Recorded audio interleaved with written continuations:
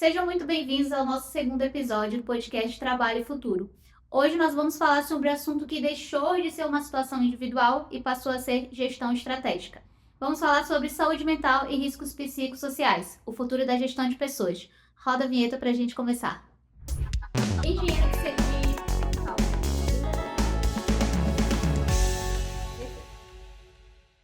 E antes da gente iniciar no assunto, vou apresentar para vocês os nossos convidados. Hoje estamos aqui com Darlan Gonçalves, que é engenheiro de produção e de segurança do trabalho, além de técnico de segurança do trabalho. Possui pós-graduação em ergonomia e segurança contra incêndio e pânico. Atua há mais de 15 anos na área de saúde e segurança, sendo colaborador da Qualita Mais desde 2011.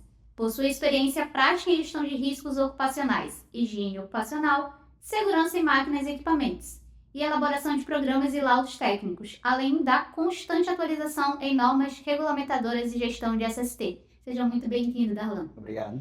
Estamos aqui também com Bruna Araújo, que é psicóloga e técnica de segurança do trabalho, especialista em psicologia organizacional, ergonomia e saúde mental no trabalho. Atua há mais de 12 anos na área de saúde e segurança do trabalho, sendo colaboradora da Qualita Mais desde 2013. Possui formação de experiência em avaliação psicossocial, análise de perfil comportamental, inteligência emocional e gestão de riscos psicossociais, além de atuação com avaliação psicológica aplicada ao contexto laboral. Conta com pós-graduações em terapia cognitivo-comportamental, neuropsicologia e atendimento psicológico na dependência química e mantém também constante atualização em fatores psicossociais, bem-estar e psicologia positiva nas organizações. Eita, o currículo de vocês é bem grandinho, né? Pessoal, sejam muito bem-vindos novamente. Eu quero que vocês fiquem à vontade aí pra gente conversar bastante sobre essa questão. E antes da gente iniciar, a gente falou no final do nosso último episódio que a gente traria, né, esse assunto. É um assunto que está em alta, né? A gente sabe. Mas a gente tem duas pessoas aqui com bastante propriedade para falar para vocês. E a gente vai desmitificar muitas coisas que estão sendo trazidas aí dentro dos meios de comunicação, né? Mas antes, é importante que a gente faça essa contextualização, né? Eu queria, Darlan, que tu desse aí pra gente esse contexto histórico. Como que surgiu a preocupação com a saúde mental e risco psicossocial no ambiente de trabalho? Olá, Jennifer. É prazer estar aqui fazendo parte desse projeto e também tratando desse assunto que é extremamente importante e faz total sentido dentro do futuro das organizações, né? É importante trazer um contexto de todo o avanço da legislação no decorrer do tempo, mas para a gente fazer um contexto desse avanço da legislação nesse decorrer do tempo, importante destacar o perfil comportamental das doenças relacionadas ao trabalho ao longo do tempo.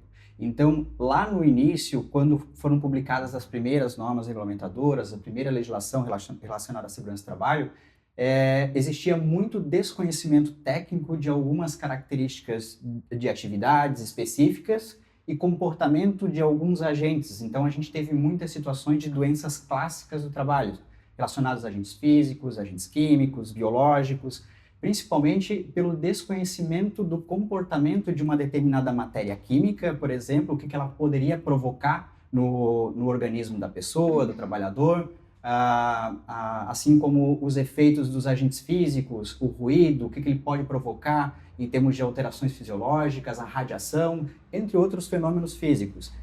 E também, menos falado naquele momento, mas os agentes biológicos também. Então, naquela época surgiram muitos casos de afastamentos e adoecimentos de trabalhadores, inclusive que teve situações de óbito por situações de doenças relacionadas ao trabalho, principalmente doenças respiratórias e assim por diante. Então, por conta desse contexto, já houve a necessidade de estudar mais a fundo o assunto e trazer novas regulamentações sobre o assunto.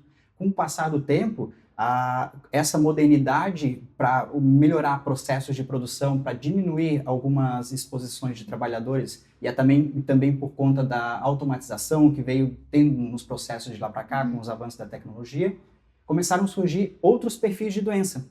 As doenças ergonômicas ou organizacionais, que estão relacionadas à intensificação produtiva, à forma como o trabalhador interage com o posto de trabalho, com a máquina, com o equipamento. que demonstra ali situações que podem levar a um esforço físico excessivo, levantamento de peso, movimentos repetitivos, gerando um certo desgaste no trabalhador, podendo provocar doenças musculoesqueléticas relacionadas ao trabalho. Então, isso fez também trazer uma atualização bem significativa na norma que falava especificamente sobre ergonomia, para trazer novas diretrizes em relação às adequações das situações de trabalho. E hoje a gente está num momento que tem se falado muito de saúde mental, né? Com as doenças psicossociais e mentais, né? Então, ligadas diretamente à gestão contemporânea das atividades, a precarização do trabalho, a forma como a organização lida com a situação de trabalho como um todo.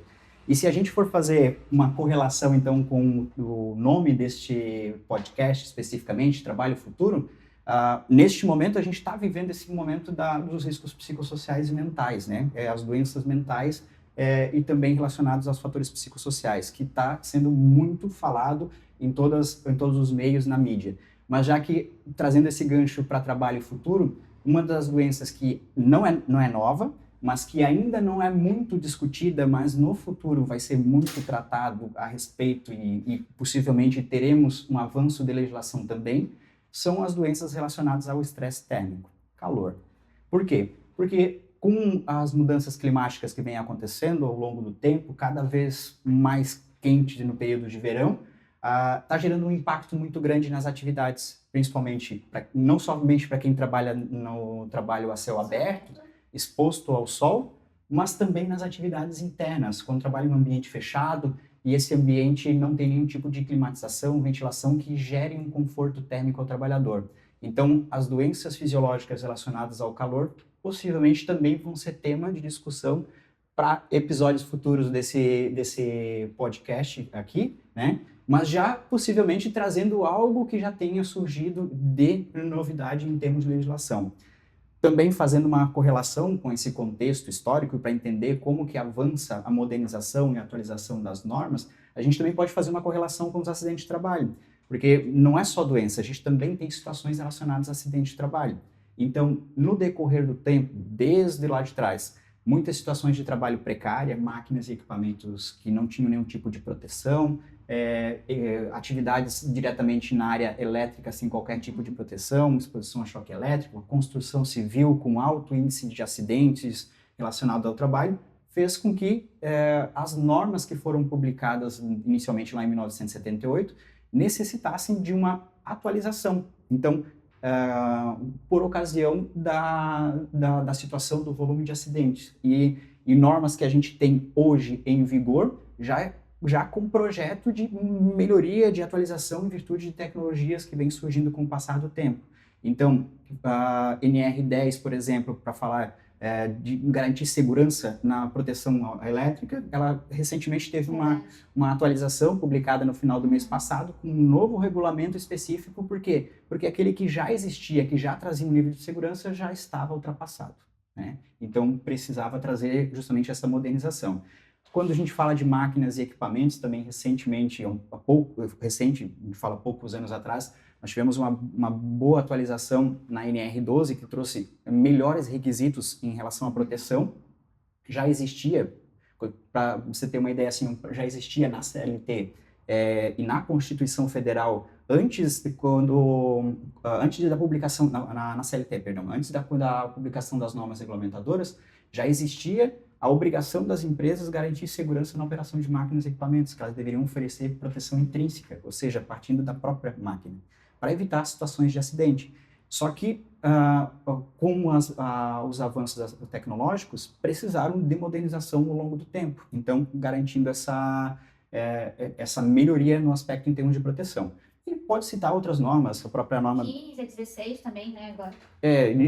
Um pouquinho ali. E nesse caso aqui, nesse aspecto, ele trabalha em altura, por exemplo, né, NR35. Eu lembro quando eu estava cursando o curso técnico lá em 2010, foi no momento da publicação da NR35. Ela já teve atualizações posteriores, né, trouxe novas modernizações também e harmonização com outras normas, Mas pensando no quê? Porque na época não existia uma norma específica que trouxesse uma regulamentação para evitar situações de acidente de trabalho em altura. Então, esse contexto, quis trazer esse contexto histórico, tanto relacionado a acidentes de doença, para explicar que quando a gente fala de saúde mental, riscos psicossociais, não é de uma hora para outra. Então, quando fala assim, ó, é algo novo, né? A NR1 trouxe atualização, é algo novo. Se a gente for ver no histórico legal relacionado a questões psicossociais, né, que também tem um impacto grande na saúde mental, em 2022, o governo ele publicou uma lei que trouxe o programa Emprega Mais Mulheres, que alterou a CLT e trouxe algumas condições regulamentares falando especificamente sobre assédio e outros tipos de violência no ambiente de trabalho, que as mulheres normalmente sofrem mais, né, no ambiente de trabalho. E depois dessa atualização em 2022, que foi em setembro, na sequência, em dezembro, houve a publicação que alterou a NR1, de uma portaria, que alterou a NR1 e a NR5, que é a norma que fala da CIPA, para incluir a obrigação para as empresas que têm CIPA constituída de implantar políticas de conduta, né, em relação ao assédio e outros tipos de violência, estabelecer procedimentos para apuração dos casos, das denúncias, canais de denúncias para que o trabalhador possa comunicar situações que venham ocorrendo dentro do acidente do ambiente de trabalho. E também capacitação desses trabalhadores, orientando para dizer o que é assédio, explicar o que é assédio moral, o que é assédio sexual, o que é considerado tipo de violência e o que não é tolerado no ambiente de trabalho, né? Para não gerar algum tipo de adoecimento dentro do ambiente de trabalho de origem desses fatores. Então, isso já existia e quando a gente fala de assédio, o assédio é um tipo de risco psicossocial. Já existe isso desde 2022, dezembro de 2022, dentro da NR1. Então, não é algo novo.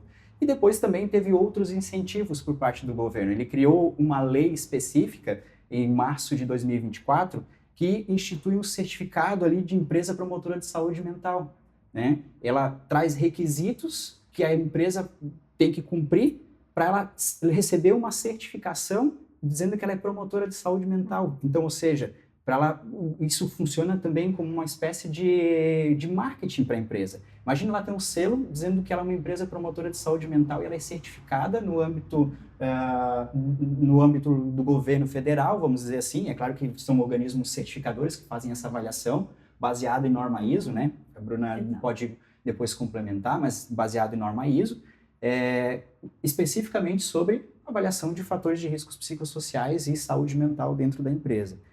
Até esse avanço até chegar no momento que a gente está hoje. A alteração da portaria 1419 de 2024, que alterou a NR1, incluindo dentro da NR1, dentro do gerenciamento de riscos ocupacionais, a necessidade da empresa fazer, além do gerenciamento dos riscos físicos, químicos, biológicos de acidente, e também os ergonômicos relacionados aos fatores de riscos psicossociais no trabalho. Tá? Então, publicado em 2024, teve um adiamento e agora, desde o dia 26, está em vigor ao que a gente tem hoje em termos de legislação nesse contexto histórico sobre psicossocial.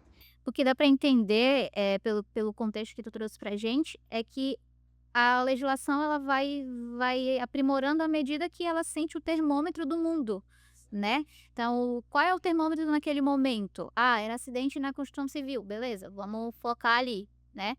E trazendo para essa situação, Bruna, trazendo esse termômetro global, tu consegue dizer para a gente, aprofundar, na verdade, né? Quais são os impactos? O que o impacto global, o que as transformações globais, elas impactam tanto na vida das pessoas, pessoal, como questão de trabalho também? Então, prazer, né, hoje estar aqui. E hoje, o que a gente teve de transformações globais, né, que impactam na saúde individual, né, do sujeito como um todo? A gente teve as transformações tecnológicas, né, um avanço tecnológico muito rápido. Verdade. E esse avanço tecnológico, até da hiperconectividade, que é o que a gente tem hoje, né, com as redes sociais, que traz uma comparação constante entre eu e o outro, isso traz com que as pessoas, até a própria hiperconectividade, a gente está o tempo inteiro no celular, com redes sociais, sendo notificado o tempo inteiro a gente quer acompanhar coisas.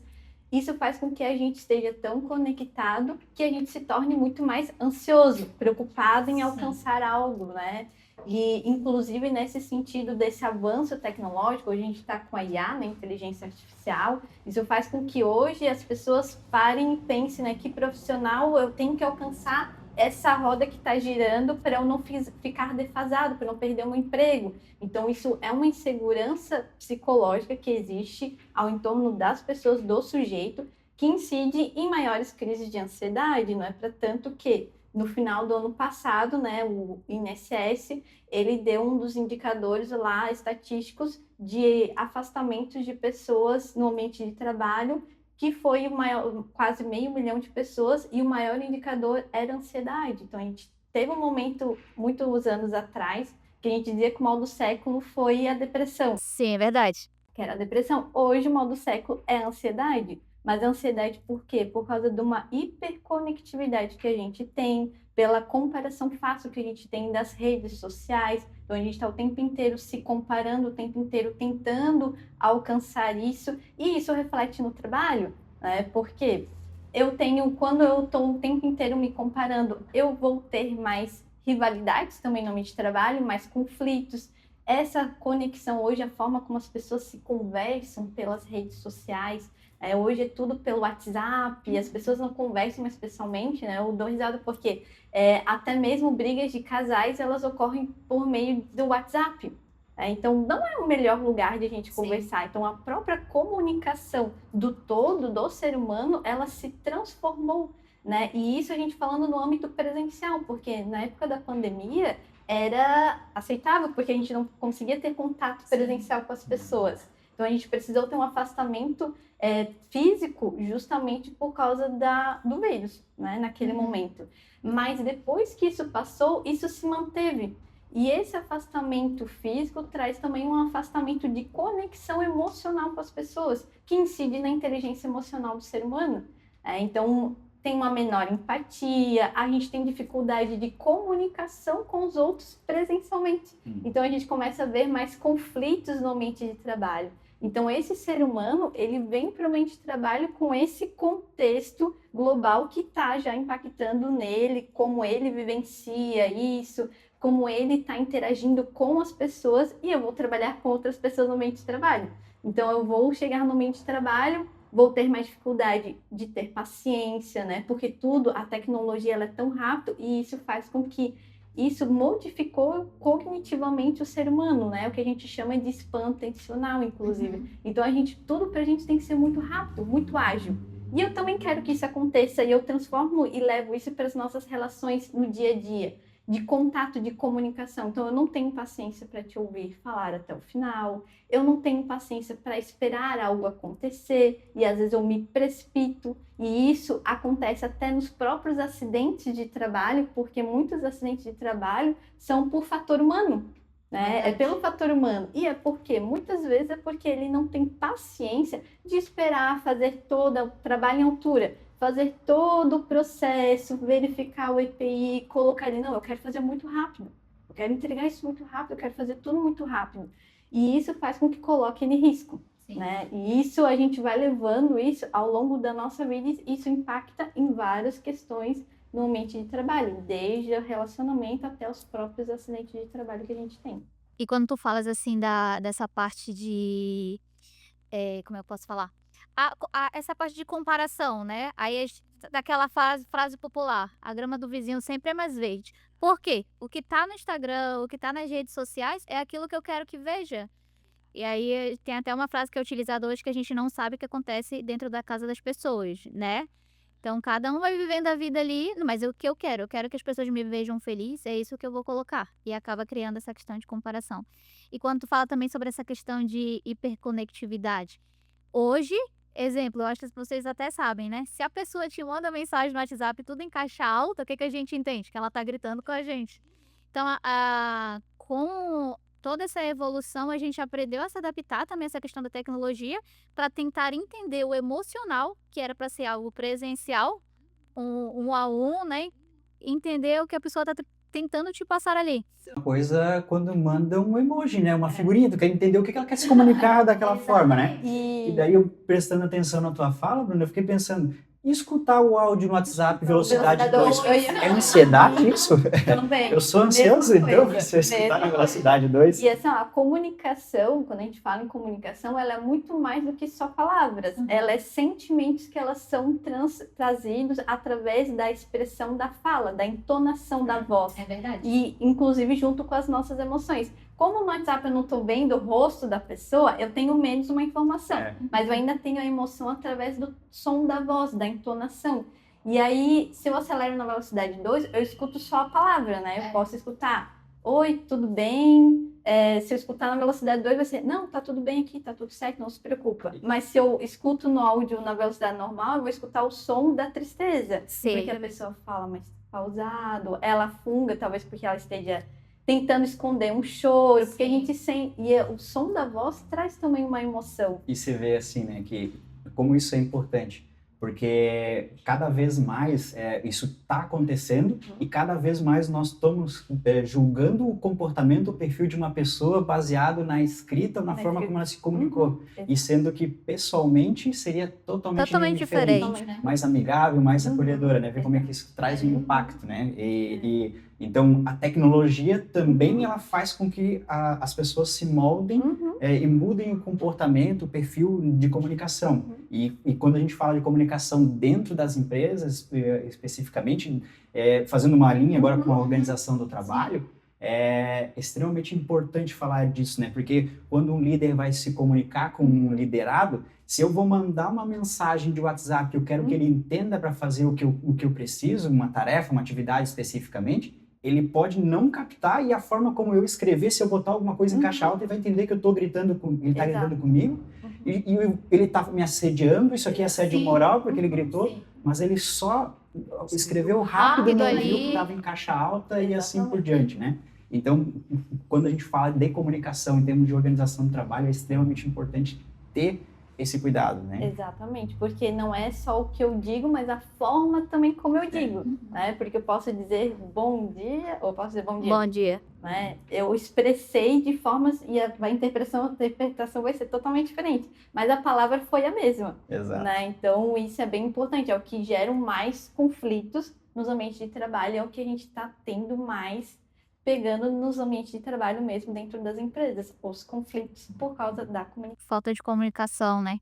Mas é bem interessante porque é algo que, como vocês falaram, a gente fala ali, a pessoa, eu deduzo, tá bravo. Mas eu nem ouvi direito. As 2.0 lá que a gente coloca, vai ouvir só palavras mesmo e eu não vou conseguir sentir aquilo que ela tá pensando, né? Como é que a gente pode dizer? Aproxima de uma certa forma, a tecnologia ela acaba aproximando a gente, né? Mas ela distancia ali se a gente não usar da maneira correta, né? Legal que vocês trouxeram essas ideias e aí agora, para a gente começar a separar os temas, eu queria, Darlan, que tu falasse um pouco pra gente o que são os riscos psicossociais. Por quê? Atualmente, a gente tem visto, mas a gente que também está dentro da área, a gente tem visto muito essa questão de, posso dizer, confusão entre as informações, né? É trazido pra gente, porque é questão de saúde mental, mas aí a gente sabe que saúde mental é um outro nicho. É questão de psicossocial. E acaba que cria uma bola de neve, né? Que se fosse explicada de uma maneira coerente, ficaria muito mais fácil. Então, eu queria que tu trouxesse pra gente o que são os fatores psicossociais. Então, essa é uma pergunta bem interessante, Jennifer, porque primeiro assim, existe uma confusão em fatores de riscos psicossociais no trabalho com saúde mental, isso existe uma confusão, e existe uma confusão também em relação ao que se avalia em termos de fatores de riscos psicossociais no trabalho com a avaliação psicossocial do indivíduo. Então, é extremamente importante trazer esta diferenciação, que os fatores psicossociais no trabalho, eles são avaliados de forma coletiva. Eles avaliam o trabalho, a organização, a gestão, as interações que acontecem dentro do trabalho. A avaliação psicossocial, especificamente, avalia o indivíduo. E aí, pelo nome ser muito próximo, fator de riscos psicossociais no trabalho e a avaliação psicossocial, gera essa confusão. Então, a avaliação psicossocial, ela avalia o indivíduo, avalia a pessoa, né? É muito usada a avaliação psicossocial, só para fazer uma correlação, com a atualização que a NR35, que é a norma que trabalha em altura, trouxe, e a NR33, norma que fala sobre segurança em espaço confinado, dizendo que o trabalhador, para ser considerado apto para executar uma atividade em altura ou em espaço confinado, ele tem que estar apto em condições de saúde física e mental. Então, você faz uma avaliação psicossocial do indivíduo para ver se ele não tem nenhum tipo de alteração que possa comprometer a segurança dele na execução dessa atividade, que é uma atividade de risco crítico, vamos dizer assim, né? Então se avalia o indivíduo no consultório, diagnóstico, indivíduo. E a avaliação do fator de risco psicossocial no trabalho está relacionado à questão coletiva, à organização. Eu vou trazer só uma definição que eu acho que é extremamente importante, que é uma definição trazida até, pela Organização Internacional do Trabalho, que ela diz que os fatores de riscos psicossociais do trabalho são as interações entre o meio ambiente e as condições de trabalho, as condições organizacionais, funções, conteúdo do trabalho, os esforços, características individuais e familiares dos trabalhadores. Ou seja, está relacionado a situações relacionadas a ritmo excessivo de trabalho, questão de organização, pressão por metas abusivas que não são possíveis de cumprir, que isso vai gerar algum tipo de transtorno, problemas de conflito interno, seja com um colega de trabalho, seja em problemas de liderança, onde o líder não se comunica bem, como a gente falou anteriormente, e isso pode gerar algum tipo de transtorno relacionado a essa situação de trabalho, assim como a questão do assédio, que a gente mencionou também, o assédio ou qualquer outro tipo de violência no trabalho, dentro da organização. Então, quando o trabalhador ele chega para executar aquela atividade no ambiente de trabalho, a gente tem algumas interações por essa definição, se a gente for fazer uma observação por essa definição da OIT, né? Porque o que a gente tem em termos de observação? Primeiro tem o ambiente. O ambiente, cada organização tem a sua estrutura, o seu maquinário, o seu mobiliário, equipamento, a matéria-prima que vai produzir, a atividade que vai ser executada, mas o fator ambiente. Depois eu tenho as questões sociais, de convívio dentro desse ambiente. Qual as interações que acontecem entre os funcionários, né, entre os trabalhadores daquele setor, entre a organização, a interação dele com esse maquinário, com essa tecnologia que ele tem para realizar a atividade, e ainda eu tenho o indivíduo. Então, o indivíduo ele traz as suas particularidades, como a gente falou aqui anteriormente, que cada um tem o seu perfil comportamental, a sua capacidade cognitiva de absorver determinadas situações de trabalho. Então, ele pode ter uma maneira diferente e precisar de uma atenção diferente naquela condição de trabalho. E aí, as situações organizacionais, as interações no ambiente de trabalho é que não pode ser um influenciador para que ele tenha um agravo à saúde dele, relacionado a um transtorno a partir de um fator psicossocial no ambiente de trabalho.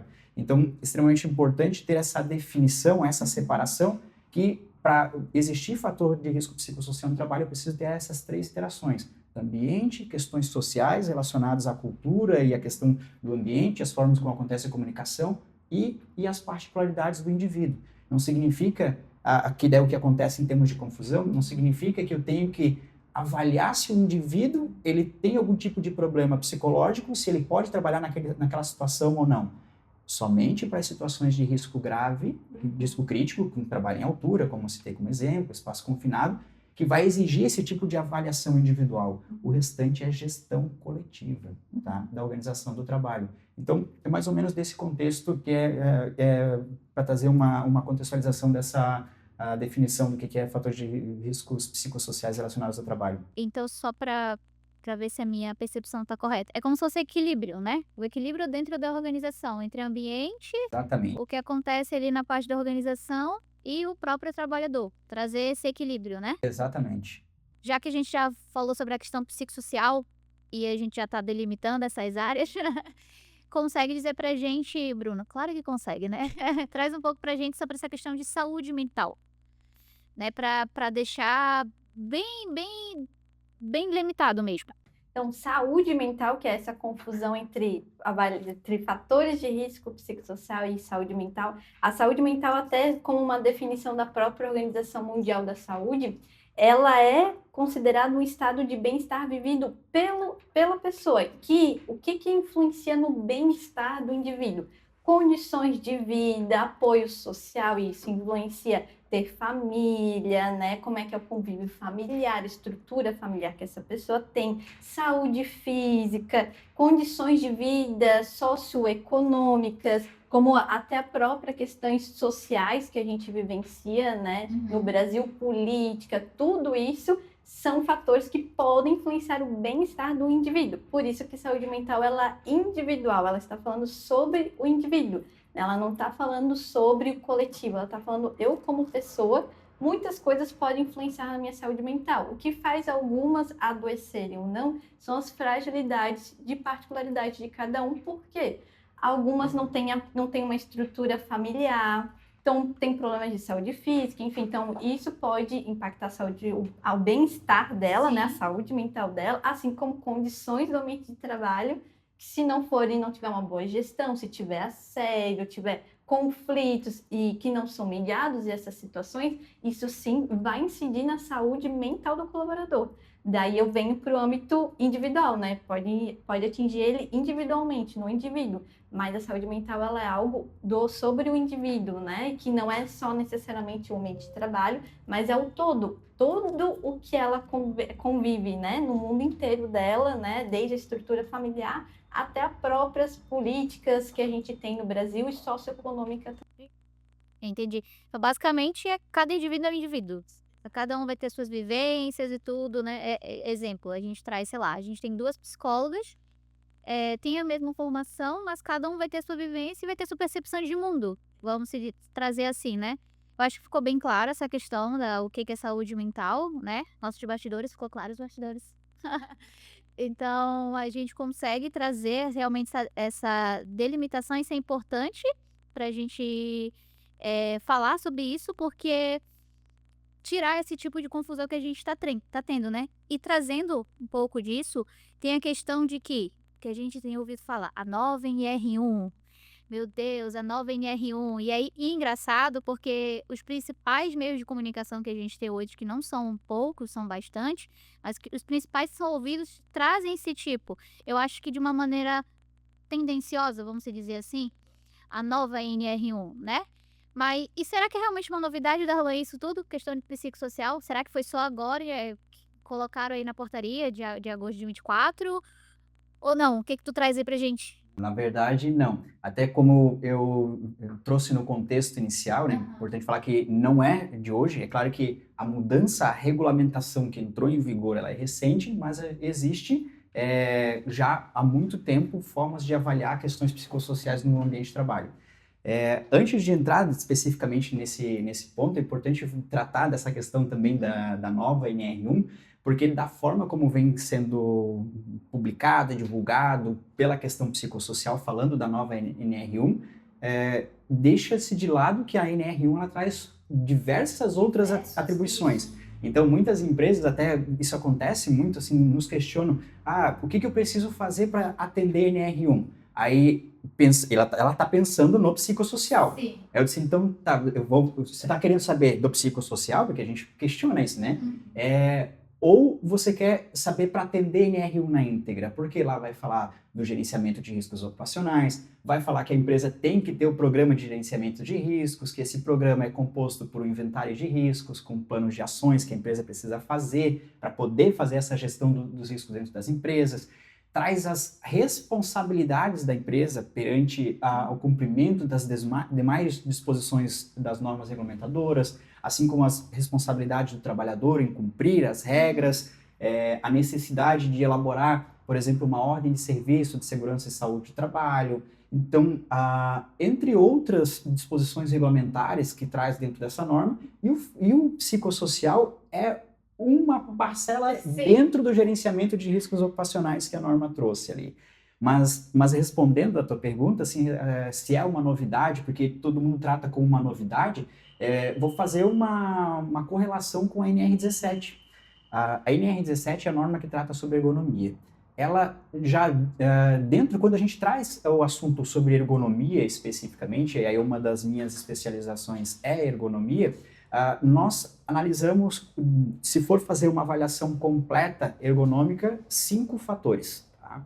O primeiro está relacionado ao aspecto biomecânico, sistema musculoesquelético do trabalhador, todas as interações que geram qualquer tipo de impacto no trabalhador no sistema biomecânico, seja esforços esforços físicos, movimentos repetitivos, levantamento de peso, posturas e assim por diante.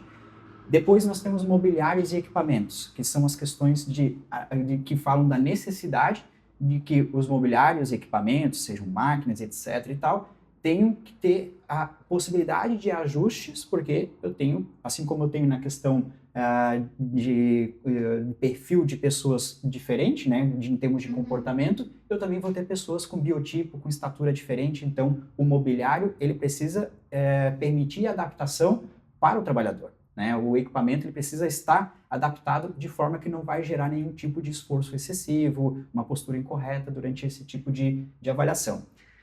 Um terceiro seria a questão ambiental. Então, quando a gente fala de questão ambiental no aspecto ergonômico, a gente está falando de conforto térmico. Tá? Então, que pode para uns estar quente demais, para outro estar frio demais.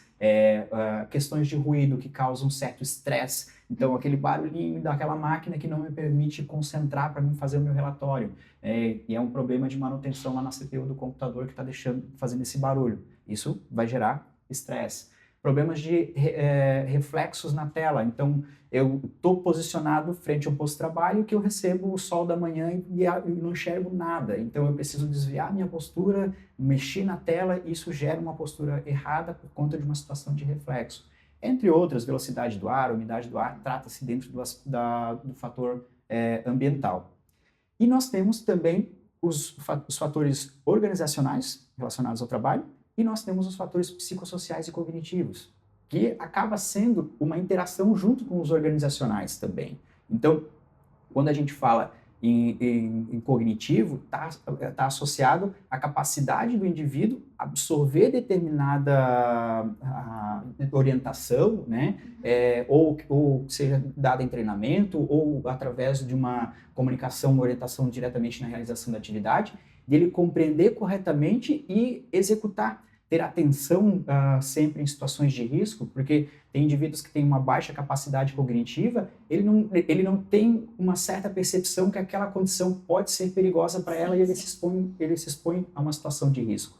Mas, trazendo para o assunto especificamente, para a questão do psicossocial, quando a gente fala do psicossocial, trazendo a definição da OIT, questões relacionadas às interações, organização do trabalho, nós temos na NR17, isso desde do início, mas principalmente a partir da grande reformulação que teve, foi em 1990, 91, depois ela teve uma nova alteração agora mais recente, mas desde essa época já existia um item específico, que é quase como se fosse um capítulo dentro, trazendo situações relacionadas à questão de organização do trabalho, que falava sobre que teria que levar em consideração as normas de produção, então como o trabalho ele tem que ser executado, o modus operandi, que é como é feito de fato o trabalho na prática, porque uma coisa é você ter o trabalho prescrito, outra coisa é você ter o trabalho real. Então, eu quero que você execute o que está exatamente escrito nesse procedimento, nesse manual, mas eu não te ofereço recurso, tecnologia que possibilite fazer isso.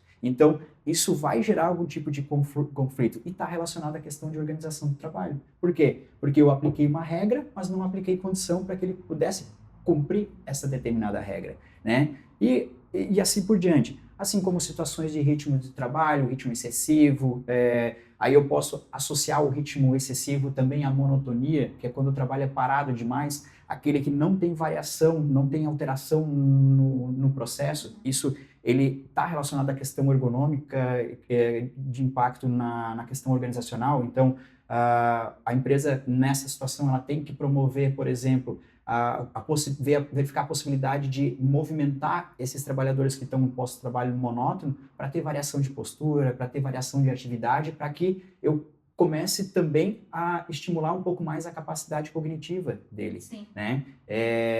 De interações. O que vai acontecer, só para citar como um exemplo, né, Bruna? O que pode acontecer? eu coloco uma pessoa que ela tem um grau de instrução maior, que ela lida bem com as questões, com o processo, dentro de um posto de trabalho que é monótono.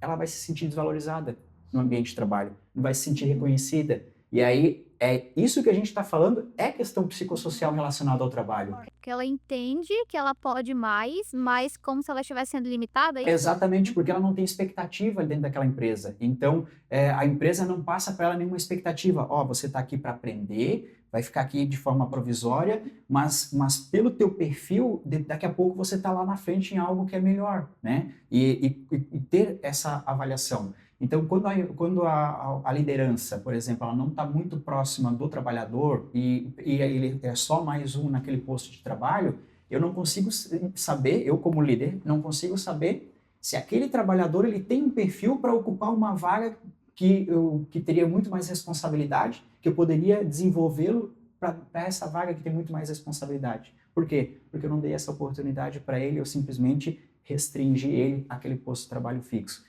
Então, isso já vinha sendo tratado desde lá de 1990, 91, dentro da NR17 no aspecto da ergonomia.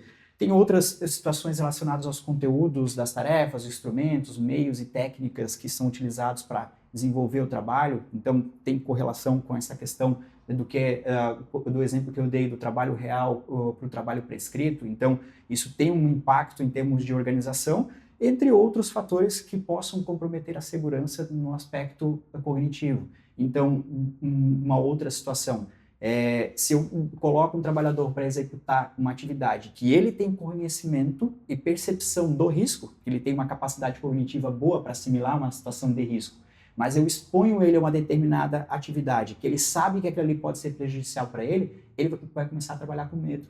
Ele vai começar a trabalhar tentando se proteger de qualquer forma, da maneira como ele acha que ele tem que fazer, e a partir dali ele começa a sofrer e vai adoecer mentalmente. Então perceba que quando a gente fala de psicossocial, organização, gestão do trabalho, não é uma novidade. Sempre existiu isso desde que foi publicado, principalmente a NR17, que trouxe essa atualização, essa modernização. A questão é que e talvez possa ter sido uma falha a longo prazo da comissão tripartite, que elabora as normas e atualiza, de não incluir algo diretamente relacionado ao psicossocial na NR17.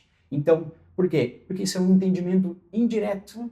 E eu acho que talvez, uma opinião minha, talvez isso possa não ter acontecido justamente por conta dessa confusão que a gente falou anteriormente, Sim. de separar as coisas. O que é avaliação psicossocial, o que é fatores psicossociais no trabalho, o que é saúde mental. E aí existe uma confusão muito grande, e quando a gente fala de comissão tripartite, hoje as normas elas são atualizadas por uma comissão tripartite, então para quem não tem conhecimento, são representantes do governo, representantes dos trabalhadores e representantes das empresas. Precisa haver um consenso entre essas três partes para que uma norma seja aprovada e publicada. E aí, se uma parte discorda, porque ela não tem um entendimento claro sobre aquela normativa que está sendo criada, não há alteração, não há inclusão desse item na norma, entendeu? Então, por isso que eu menciono assim, que talvez é uma opinião minha, que isso não entrou na norma anteriormente justamente por conta desse desentendimento de uma forma ampla, geral. Mas sempre teve presente a possibilidade de avaliar psicossociais. Não é algo novo agora. Novo agora, só para complementar, desculpa te cortar até, novo agora é o texto, que é a redação que a NR1 trouxe, que incluiu no risco ergonômico a necessidade de fazer a gestão dos riscos ocupacionais relacionados ao psicossocial. Era isso que eu ia comentar. Então, basicamente, antigamente estava de uma forma meio que subjetiva, implícita dentro ali, né? Entre as entrelinhas. Estava entre linhas. Hoje a gente já vê que tem um quadrinho lá dentro da norma. E aí, para você, por exemplo, que não tem tanta vivência com as normas, né? A gente tem as 38 normas ali, e a 1 é como se fosse a mãe das outras, né? Então, quando a gente fala sobre a NR1, a gente tem que saber em qual ponto da NR1, se você quer tratar, porque ela é muito... Que ela, o próprio título dela, ela dá disposição geral para atendimento a outras normas. E uma situação importante só para comentar, quando a gente pensa em psicossocial, dentro desse, só para concluir aquele gancho relacionado à questão da gestão organizacional, do posto de trabalho, quando a gente pensa no psicossocial, hoje, dentro dessa confusão, está pensando em saúde mental, transtorno mental. Mas muitas coisas que estão relacionadas ao psicossocial, pela forma como eu trouxe essa abordagem anteriormente, ele não vai gerar só impactos relacionados à saúde mental, um atestado, um afastamento do trabalhador com CDF, por exemplo. Ele vai trazer também sobrecarga musculoesquelética em algumas situações. Ou seja, eu posso ter situações de adoecimentos por CDM, por exemplo, né, do conjunto ali da família da CDM. Que a origem, na verdade... Que é relacionado ao sistema musculoesquelético, mas a base, a origem do problema, se você não analisa, não identifica a condição, a origem pode ser organização do trabalho, algo que está relacionado à questão psicossocial. E a ergonomia é uma área, né, vamos dizer assim, muito vasta, né? A gente até brinca quando a gente fala, porque se tu souber como funciona o processo da maneira ergonômica, todos os outros dias tu consegue ali mapear. Exato. E é muito interessante, principalmente quando a gente fala sobre questão de psicossocial, né? Às vezes é a parte do ambiente ou da organização do próprio trabalho que ela já traz que está impactando o psicossocial, como o Darlan falou ali. Exatamente. E, cara, é muito interessante. E, Bruna, eu ia te perguntar sobre essa situação. A gente já falou sobre essa questão psicossocial, a gente conseguiu separar ali. Quais hoje os sinais e indicadores dentro da organização sobre a questão psicossocial? O que tu pode trazer pra gente? Eu sei lá, qualquer ramo, na verdade, né? Para qualquer ramo. Quais são os primeiros sinais ali que eu posso dizer, opa, eu preciso focar mais aqui, eu preciso aprofundar aqui, porque eu sei que tá tendo a questão do psicossocial. Então, a gente tem alguns indicadores hoje que são indicadores do psicossocial que temos algum problema dentro do ambiente de trabalho. Desde a alta rotatividade, eu tenho uma alta rotatividade em um determinado setor. Às vezes não é no todo na empresa, às vezes é num determinado setor. Eu preciso investigar porque pode estar alguma coisa relacionada ao psicossocial lá dentro. Tá. Conflitos, autoconflitos, estou sempre tendo conflitos entre equipe. Pode ser sobre o psicossocial, preciso investigar melhor essa questão. Né? Então, a gente tem a própria questão da irritabilidade do colaborador, que isso é um aspecto bem interessante e importante de a gente lembrar, porque às vezes a gente vê, e às vezes eu pego muitas situações exatamente assim, Bruno, meu colaborador veio aqui e começou a gritar, não sei o que fazer, que essa pessoa não era assim.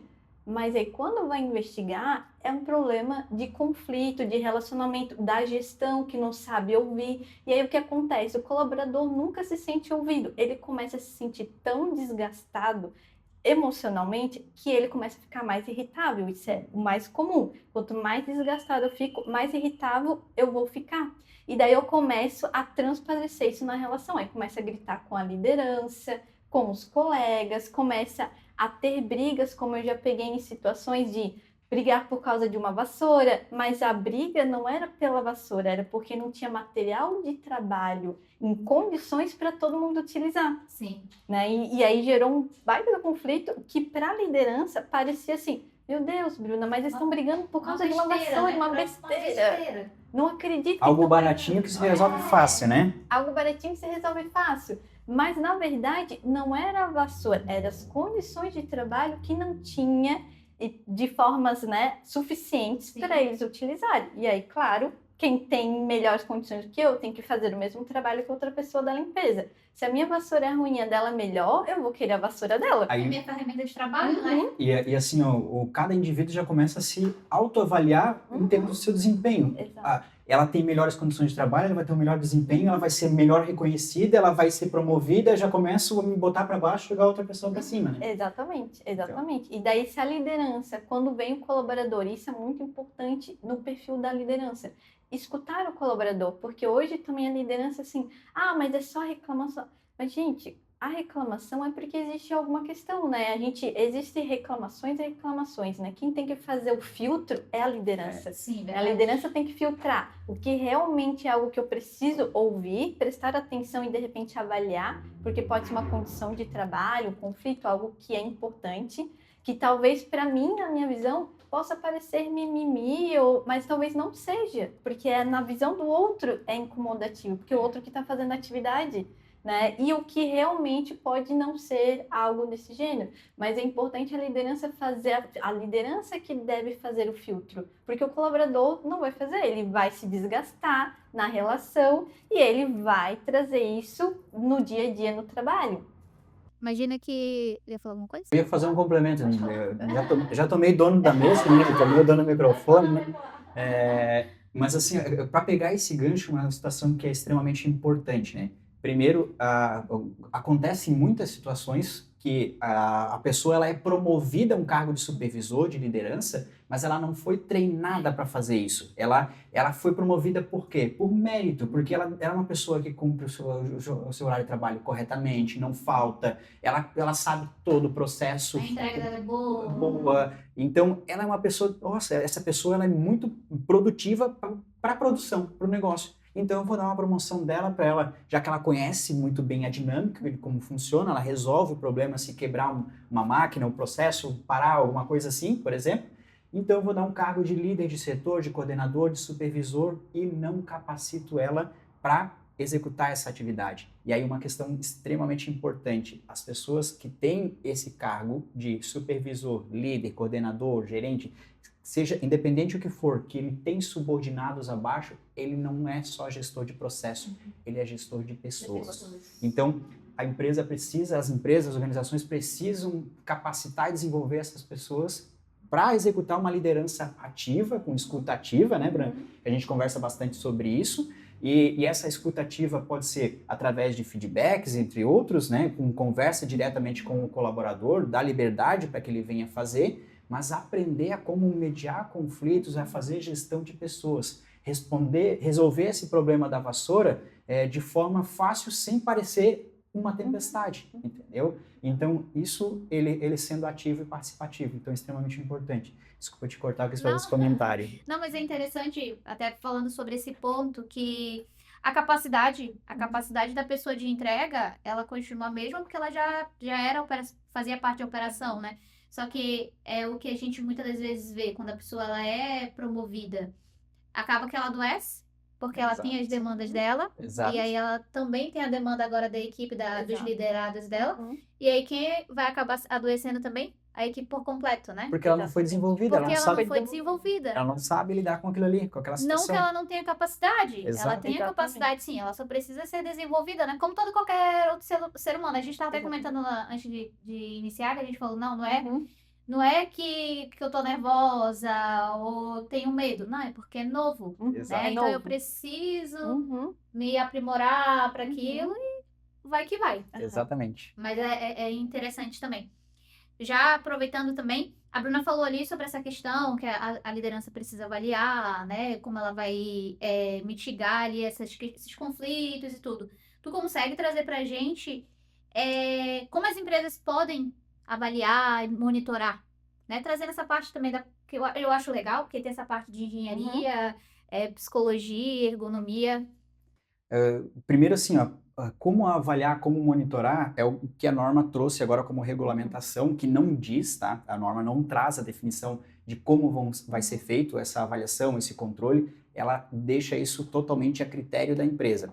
Se a empresa vai fazer por conta própria, seguindo o que a norma estabelece, se ela vai contratar uma empresa especializada na área, alguma coisa para realizar, é critério da empresa. Porque quem depois assume essa responsabilidade é o empregador.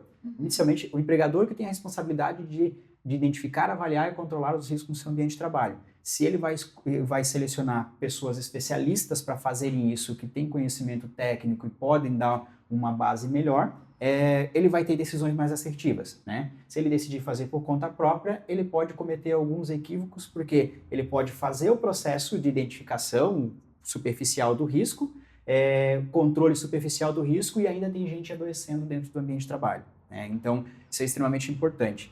Então, o primeiro aspecto relacionado a isso, assim, falando em termos de metodologia, de avaliação, é o trabalhador. Tanto a NR1 quanto a NR17, que fala sobre ergonomia, ela traz situações onde ela menciona que o processo para fazer a avaliação do risco, eu preciso ouvir o trabalhador, e para implementar as medidas de controle, eu também preciso ouvir o trabalhador. Porque é aquele velho ditado, né? Ninguém melhor do que quem faz atividade para saber Exatamente. qual o risco e qual a melhor forma de executar de maneira mais confortável e segura, vamos dizer assim, né? É claro que tem os aspectos técnicos que alguns querem facilitar a forma de executar e não pensam na situação do risco, né? Mas tem que levar em consideração.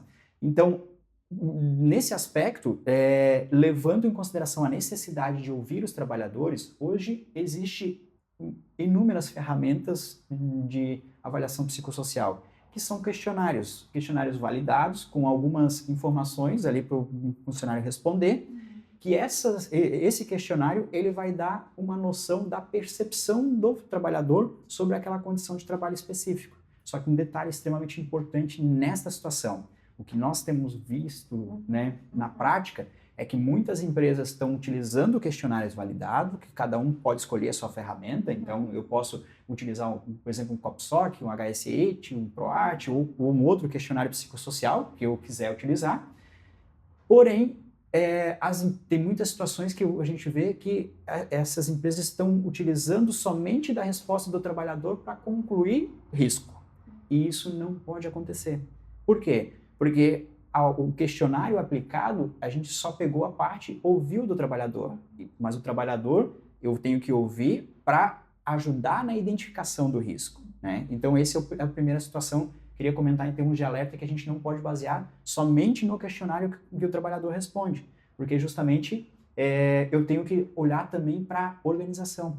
O que a empresa faz? O que ela tem em termos de gestão, já que tem impacto no risco psicossocial? Se ela já está com uma maturidade alta em termos de desenvolvimento, de ações e gestão, ou se ela tem uma maturidade baixa. Por exemplo, ela tem controles já efetivos. Um exemplo básico e simples. Eu tenho uma situação que eu tenho lá canal de denúncia para receber denúncias de assédio e outro tipo de violência no trabalho. Mas esse canal não é efetivo, porque denuncio no canal e não há uma investigação para avaliar a causa, tentar identificar, verificar se realmente tem fundamento, se caracteriza como um assédio no trabalho ou não, então o canal não é efetivo. Ou seja, existe um controle por parte da gestão? Existe, mas ele não está com uma maturidade boa porque há falhas nesse processo, né? Então olhar para a organização, ver o que ela já tem implementado, o que ela precisa melhorar no que ela já tem implementado, ver o que está sendo eficiente nessa situação de controle de risco é extremamente fundamental também nesse processo de avaliação psicossocial. E por isso que o Ministério do Trabalho, quando trouxe um bate-pronto lá de perguntas e respostas em relação às confusões que vêm sendo feitas nas interpretações desse item especificamente, ele trouxe nessas perguntas e respostas, nessa primeira tomada, a informação de que o relatório, a avaliação psicossocial, ele é uma avaliação ergonômica preliminar de fator de risco psicossocial no ambiente de trabalho. Então, ou seja, ele tem uma metodologia, ele tem uma estrutura que deve ser observada. Eu vou utilizar uma ferramenta para coletar a percepção do trabalhador que vai me dar um indicador de probabilidade. Por quê? Se eu tiver no resultado da minha avaliação, dessa pesquisa que eu fiz com o trabalhador, uma situação alta, né, em termos de risco para qualquer dimensão psicossocial que nós estamos avaliando, significa que tem um alto índice de probabilidade de adoecimento. E a NR1 traz a definição que risco é a combinação da probabilidade e severidade. Tá? Por que severidade? Severidade é o dano. Então, a probabilidade daquela exposição causar aquele tipo de dano. E aí, quando a gente analisa a severidade para a questão psicossocial, a gente tem que levar em conta indicadores. Como a Bruna trouxe anteriormente, indicadores relacionados a afastamentos, afastamentos por transtorno mental, por CDF, afastamentos por questões musculoesqueléticas, que pode ter uma relação com a questão psicossocial, a taxa de rotatividade, que são indicadores que a Bruna trouxe antes, são fatores extremamente importantes para mim determinar a severidade do dano, porque se eu tenho um alto índice de denúncias no canal, um alto índice de rotatividade de trabalhador, mais um alto índice de afastamentos, o que eu tenho numa situação? Uma empresa com um indicador de severidade extremamente alto naquela condição. E aí eu vou associar isso com a probabilidade, que é a combinação entre o que o trabalhador respondeu, que eu ouvi ele, o que a empresa tem em relação a isso, e faço uma conclusão técnica em cima desses dados. Então, por que conclusão técnica? Porque não é uma saída, uma média estatística da resposta do questionário, deu amarelinho tem que ter um nível de atenção, deu laranja já é risco, vermelho é crítico, está todo mundo doente e a empresa está em colapso. Se eu analisar uma dimensão isolada onde todo mundo apontou uma situação, por exemplo, tem um problema lá relacionado a uma liderança, todo mundo apontou aquele mesmo problema e deu vermelhinho lá na resposta do trabalhador, por exemplo, no nível relacionado à liderança, o que significa se eu concluir simplesmente que aquilo ali é verdade absoluta para termos de risco? Que a empresa já está em colapso para aquela atividade. E se a gente for fazer uma correlação agora, a gente tem uma norma que fala sobre embargo e interdição, a NR3, no Ministério do Trabalho, que ela traz uma definição de risco grave iminente. Risco grave iminente é aquela situação de risco que oferece um perigo, uma situação de risco, um perigo que oferece uma situação de risco imediatamente à vida do trabalhador. Então, naquela condição, o trabalhador pode morrer de maneira imediata naquela condição insegura, isso é risco grave iminente. Está trabalhando em altura e está sem qualquer tipo de proteção. O risco de queda pode levar a óbito.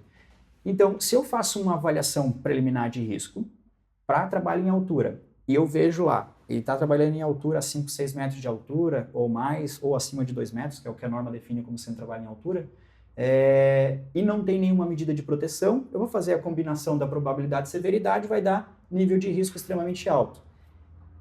Esse nível de risco extremamente alto, situação crítica, risco grave iminente, paralisação da atividade. Tem que parar a atividade, tem que fazer a adequação antes de executar.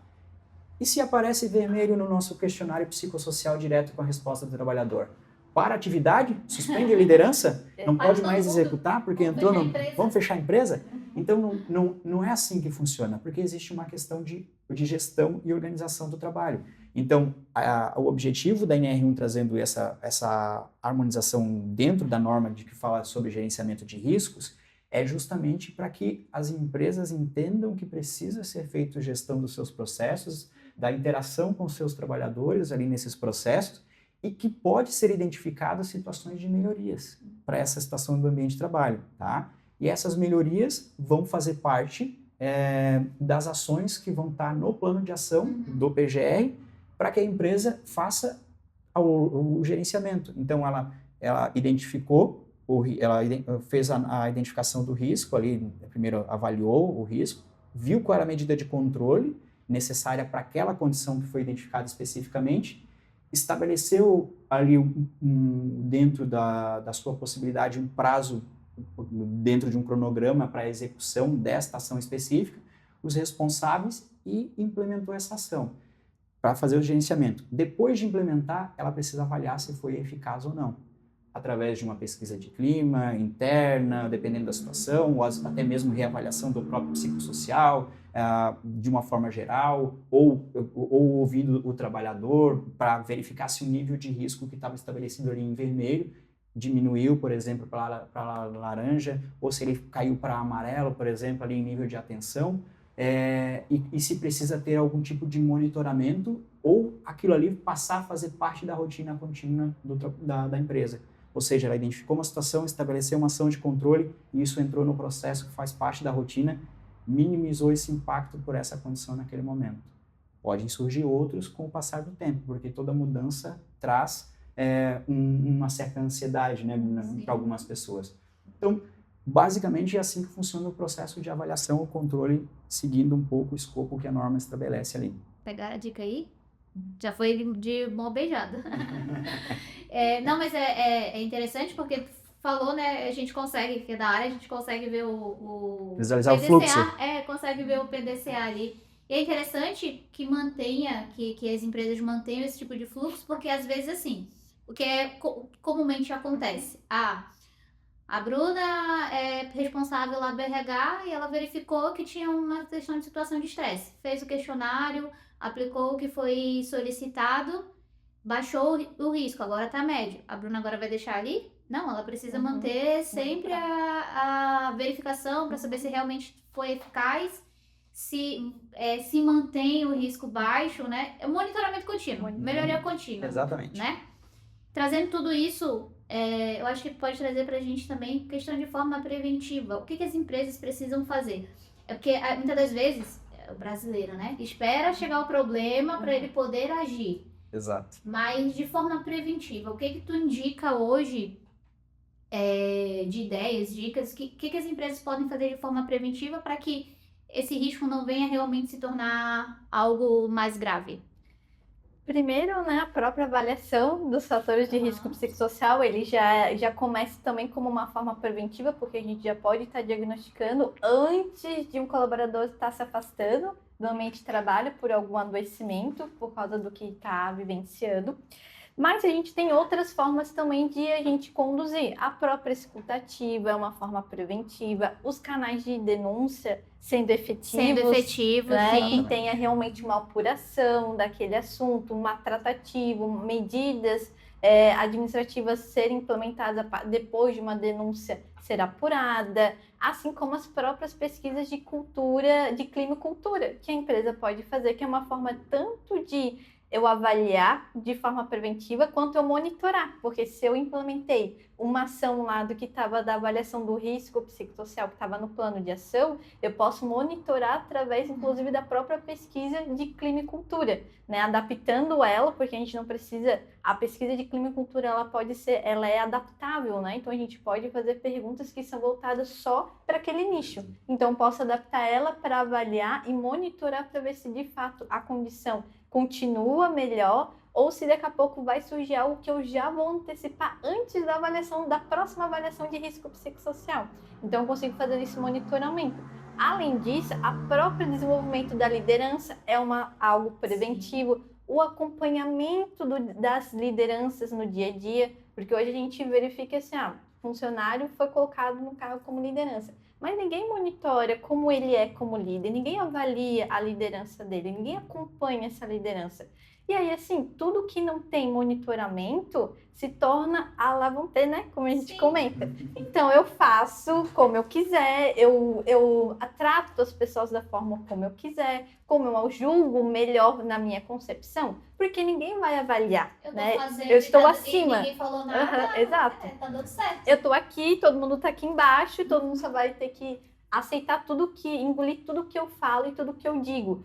E talvez a empresa, a organização, a diretoria nem sabe que aquilo está ocorrendo, porque não acompanha essa liderança. Então, assim, precisa ter um acompanhamento também das lideranças. O acompanhamento pode ser através da pesquisa, de escutas próprias dos colaboradores, de observação em campo, estar e observar a relação, o clima, porque o clima é algo que a gente sente quando a gente entra num setor. A gente sente quando as pessoas estão travadas, com medo, porque elas... né? Olha o tempo inteiro, parece que elas estão tentando fugir de alguém. Tu percebe a tensão nas pessoas. Opa, se eu percebi isso nas pessoas quando eu passei naquele setor, tem alguma coisa que eu preciso verificar. Né? Então, tudo isso é preventivo. Na ideia, a gente antecipa antes de chegar, inclusive, na próxima avaliação do fator de risco psicossocial. Né? E eu mantenho uma organização positiva na minha empresa também. E só um detalhe dentro dessa situação que a Bruna está comentando, que muitas empresas estão se perguntando, né, o que o Ministério do Trabalho vai cobrar? Exato. Porque assim, nos exemplos que a Bruna trouxe de ações, tem ações que eu realizo como algo natural do meu processo, da minha atividade, então acho que eu fiz isso, resolvi a questão psicossocial. Não, o Ministério vai cobrar a gestão ativa e efetiva do plano de ação, tá? Que você identificou, avaliou o risco e está controlando de alguma forma. Então é extremamente importante, isso tem que ficar bem claro para os nossos ouvintes, né, vamos dizer assim, né? Que para fazer a comprovação disso precisa ter documentação. Então, mudou um processo, documenta. Vai fazer algum tipo de feedback, documenta, registra. Porque assim, a comprovação que você vai fazer para o Ministério do Trabalho, que você implementou uma ação de fato, ela é através desse registro de comprovação, a documentação. Tudo que você produzir, documentação, relatórios, etc. e tal, farão parte desse processo de comprovação. E o que ele vai saber se vai ser o suficiente, eficaz ou não? Primeiro ele vai querer, depois da ação que você implementou, se o risco reavaliado de certa forma reduziu e principalmente esta empresa, se ela já tem a identificação do risco. Ela estabeleceu ação, ela implementou essas ações, está fazendo monitoramento, a eficácia, principalmente não pode estar surgindo casos de adoecimento, principalmente quando vai gerar afastamentos em período maior, INSS, vai gerar benefício previdenciário e vai fazer parte da estatística ruim. Então, está sendo efetivo o processo implementado nesta empresa? Não. Por isso que assim, a necessidade de reavaliar de tempo em tempo, justamente porque os indicadores eles mudam constantemente, né? Então eu posso fazer uma avaliação numa época que os indicadores estão bons, extremamente, dizer que o risco está totalmente adequado dentro da condição. Mas eu posso, de repente, fazer uma reavaliação numa hora que os indicadores não estão tão bons e dá um nível de risco, um nível de alerta que eu preciso implementar medidas. Então, por isso, gerenciamento de risco ocupacional. Porque você entra, como você falou, num PDCA, de melhoria contínua, de identificar uma condição, planejar o que vai ser feito em termos desse controle, implementar e avaliar a eficácia. E depois, não acabou por aí. Você precisa fazer isso ao longo do tempo. No geral, é basicamente que a gente sabe que vai haver uma flutuação, pode sim haver a flutuação, mas que ela esteja dentro do equilíbrio buscado, né, basicamente, esperado. Então, e fator humano, né, a gente sabe que, e nunca levar também, pelo que entendi, como verdade absoluta, né, pegar aquilo e trazer como verdade absoluta. Exemplo, que a gente geralmente tem tido em troca. Foi lá, pegou o CDF e a empresa já fica desesperada, achando que já tomou aquilo como verdade absoluta e vamos parar a empresa. Não, faz uma investigação direitinho, traz todas, tem bastante ferramenta, né? E sempre monitorando. Exatamente. Muito legal. Eu acho que deu para entender, a gente explicou um pouco sobre o que é realmente saúde mental. Deu para fazer essa diferenciação, então saúde mental é o fator individual, né, de cada pessoa, seu conhecimento de mundo, sua vivência na sociedade. Fator psicossocial é a situação dele dentro do ambiente de trabalho e aquilo que pode impactar diretamente nas suas condições de trabalho. Acertei, ó? Exatamente. Tá vendo? Sou uma boa aluna. Então, a gente trouxe ali também todas as flutuações que acontecem no mundo, toda essa parte de impacto tecnológico, né? Essa hiperconectividade, o que pode ou não impactar. A gente trouxe também ali como fazer a avaliação, então eu acredito que ficou bem explicado, muito obrigado, tá? E para a gente finalizar, a gente teria algum tipo de reflexão que vocês queriam trazer nesse contexto todo que vocês trouxeram pra gente? Eu posso fazer uma reflexão final, eu até eu costumo utilizá-la já há muitos anos, é uma frase de um autor desconhecido, em todos os treinamentos, independente do tipo de treinamento que eu vou ministrar, eu sempre deixo essa frase no final como uma forma de reflexão e conscientização dos trabalhadores, mas ela se aplica também às organizações e assim por diante. Essa frase é de um autor desconhecido e ela diz mais ou menos assim: preste atenção no que vocês estão fazendo, pois o ontem já fugiu das mãos e o amanhã ainda não chegou. O que significa isso? Aquela empresa que ela não tem muita preocupação com a parte da saúde, né? Situações de adoecimento, acidente, e em termos de melhoria de processo e possibilitar para o seu trabalhador uma melhor condição de trabalho e não tem índices de afastamento, porque muitas empresas elas utilizam isso como critério. Não, mas aqui o índice de afastamento é baixo, eu não tenho atestado, então ninguém se machuca, ninguém adoece, então eu estou bem perante a questão legal. Mas se ainda não teve nenhuma situação dessa, quero dizer que o ontem já fugiu das mãos, o amanhã ainda não chegou. Então, quando a gente fala do tema de trabalho e futuro, a gente precisa pensar agora na melhoria que a gente tem que proporcionar em termos de ambiente de trabalho, para ele ser seguro, né, em termos de situações de risco, ele ser saudável em termos de saúde, possibilitar conforto para o trabalhador, né, pensando a longo prazo. Porque situações de acidente, elas acontecem de maneira momentânea. Tem uma condição, aconteceu o acidente. A doença, ela se manifesta a longo prazo. Então, o amanhã ainda não chegou. Mesmo para situações de acidente do trabalho, o que possa fazer, olhe para o seu ambiente de trabalho, olhe para as suas condições de trabalho. Se existe dentro desse processo algo na atividade, no maquinário, no equipamento que expõe o trabalhador a um risco, veja se não há algum tipo de proteção, que com certeza, pelo histórico e todo o contexto que a gente trouxe aqui, existe regulamentação específica que eu deva fazer para proteger o trabalhador e garantir que ele não venha se afastar por qualquer tipo de acidente ou doença relacionada ao trabalho, certo? Então essa é a reflexão que eu queria deixar para a gente encerrar o nosso bate-papo Obrigada, aqui. muito obrigada aí. Muito obrigada pela presença de vocês. Eu espero que vocês voltem das próximas. Foi muito bom essa troca que a gente teve.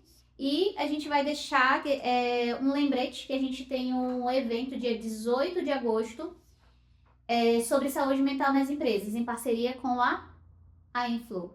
Isso, né? Exatamente. Então, vai ser legal, ainda tem vagas ali, as vagas são limitadas. A gente vai deixar aqui o link para você se inscrever e pode deixar também ali para você dar uma olhada no cronograma que tá bem legal. Perfeito? Muito obrigada pela atenção de vocês. Fiquem ligadinhos aí nos nossos próximos episódios e até a próxima, pessoal. Muito obrigada.